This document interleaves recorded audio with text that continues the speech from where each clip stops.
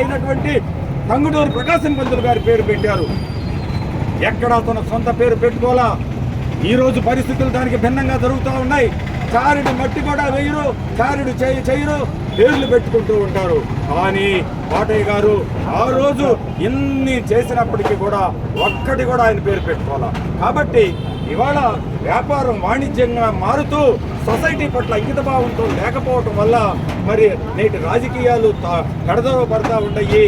కాబట్టి వారిని ఆదర్శంగా స్ఫూర్తిగా తీసుకోవటం కోసం ప్రతి సంవత్సరం ఆయన జయంతి వర్ధంతి కార్యక్రమాల రోజు కేవలం దండయటమే కాదు, ఇక్కడ మేధావి వర్గం అంతా వచ్చి చేనేత వృత్తి మీద, వ్యవసాయం మీద చర్చలు జరుగుతాయి. ఇవాళ బ్రహ్మాండమైనటువంటి చర్చలు జరిగినాయి. అంతేకాదు రాజకీయ పార్టీలు కూడా వృత్తికి ప్రాతినిధ్యం వహించడం కోసం వృత్తుల వాళ్ళని, వ్యవసాయ వృత్తుల వాళ్ళని, చేనేత వృత్తుల వాళ్ళని చట్టసభల్లోకి పంపించాలా, వాళ్ళకి సీట్లు కేటాయించాలా.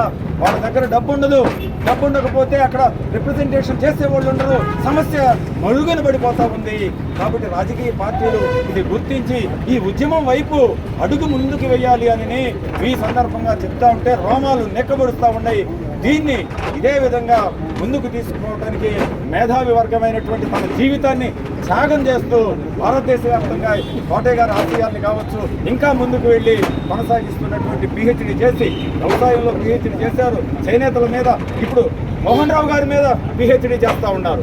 ఆయన ఎవరు, ఏమిటి, ఈ త్యాగం ఎందుకు చేశారు, ఈ వృత్తిని ఎందుకు పరిరక్షించుకోవాలి, ఒకప్పుడు ఈ చేనేత కళ వృత్తి ఇంతమందికి అన్నం పెట్టిందే, దీన్ని ఎట్లా కాపాడుకోవాలా, ఎక్కడ దీనిలో లొసుగులేంటి, లోపాలేంటి అని కేంద్ర రాష్ట్ర ప్రభుత్వాలకి చక్కటి రిప్రజెంటేషన్ చేస్తూ అవసరమైనప్పుడు బడ్జెట్లో తక్కువ కేటాయిస్తున్నప్పుడు బడ్జెట్లో ఎక్కువ కేటాయించడం కోసం ఆయన సభలో సమావేశాలు జరిపి చైతన్యవంతులు చేస్తూ మరి కొనసాగిస్తున్న మోహన్ రావు గారు పాల్గొనడం కూడా చాలా సంతోషం.